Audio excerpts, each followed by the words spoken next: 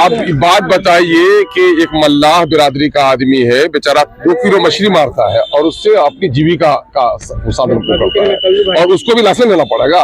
ये सरकार तो रोजगार नहीं दे पा रही है और उससे गरीबों पर, फुटकर विक्रेताओं पर, फुटपाथ पे रहने वालों पर, खुदरा विक्रेताओं पर ये परेशान कर रही है सरकार। हमारा ये मामला है कि बिहार में 80-85% जो लोग हैं वो क्या कहते हैं नॉनवेज है और नॉनवेज लोगों को, मांस मछली खाने वाले लोगों को भी दिक्कत होगी गाँव में। तो इसलिए ऐसे लोगों को लाइसेंस की जिम्मेदारी से उनको मुक्त किया जाए। अचानक से ऐसा ये क्यों आया, आपको क्या लग रहा है? सरकार को अचानक से, सरकार को नहीं, दरअसल मामला ये है कि ये सरकार दिवालिया हो चुकी है। ये दिवालिया होने के लिए अब अपना इलेक्शन जीतने के लिए सरकार दिवालिया हो गई, इसका खजाना खाली हो गया है, करप्शन में डूबी हुई सरकार है और नतीजा ये हो रहा है कि अब औने पौने टैक्स लगाने का ये व्यवस्था कर रही है कि कहां से लोगों को लूट सकते हैं। तो अब इनका हाथ बढ़ते बढ़ते गरीबों, दलितों, कमजोर वर्ग के लोग जो इस कारोबार में है उन तक पहुंच चुका है।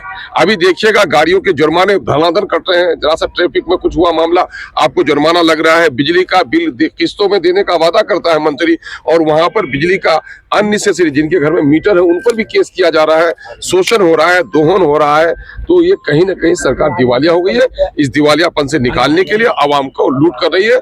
और मैं ये समझता हूँ कि फुटकर विक्रेता जो मुर्गा बेचते हैं, जो मछली बेचते हैं, जो मांस बेचते हैं और गाँव में बेच देते हैं, उनको भी कहिएगा कि आप वो करिए, लाइसेंस लीजिए। मैं समझता हूँ ये गरीबों पर। राज्यसभा चुनाव को लेकर क्या रणनीति? राज्यसभा ने हमारा साफ वो है, हमने विनती की है उन तमाम तरह सेकुलर पार्टियों से जो सेकुलर पार्टियां फिरका परस्त ताकतों को शिकस्त देना चाहती है। हमने कहा कि हमारा कोई आदमी उच्च सदन में नहीं है, अब की बार हमें अवसर दीजिए, आइंदा के लिए हम आपका सहयोग करेंगे। यही विनती कल हम जनाब तेजस्वी यादव साहब से भी हमने किया।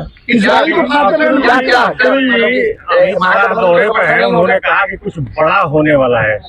अब देखिए ये लोग क्या बड़ा होने वाला है, इससे बड़ा और क्या होगा कि रुपए की कीमत 90 रुपए फी डॉलर पहुंचा दी इन लोगों ने। इससे बड़ा दुर्भाग्य क्या होगा? कोई दुर्भाग्यपूर्ण बात करेंगे ये?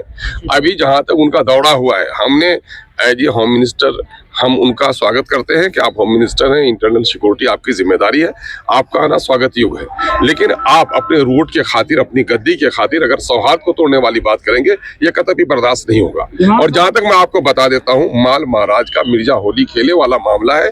ये लोग ये सब बातें करते हैं, लेकिन मामला ये है कि ये सिर्फ हिंदू मुस्लिम सेंटीमेंट को उड़ाने, और चूंकि बंगाल में उसको इलेक्शन लड़ना है तो इलेक्शन लड़ने के लिए कोई बहाना होना चाहिए। और किशनगंज उसके लिए सबसे अच्छी जगह है, शांत है, सौहार्द है, बॉर्डर पे है, और नतीजा के बैठ करके वहां रणनीति बना रहे हैं लोग और कुछ नहीं कर रहे हैं। मामला ये है कि जहां भी आप देखेंगे कि जो लोग भी बॉर्डर पे हैं, बॉर्डर पे रहने वाले लोगों के एजुकेशन का, हेल्थ का, रोजगार का सरकार उपाय करती है। लेकिन सीमांचल के इलाके में जो हम चाइना, नेपाल और बांग्लादेश के बॉर्डर से जुड़े हुए हैं, वहाँ सबसे ज्यादा गरीबी है, सबसे ज्यादा निरक्षरता है, सबसे ज्यादा पलायन है। उसके बारे में कोई चिंता इन लोगों को नहीं है।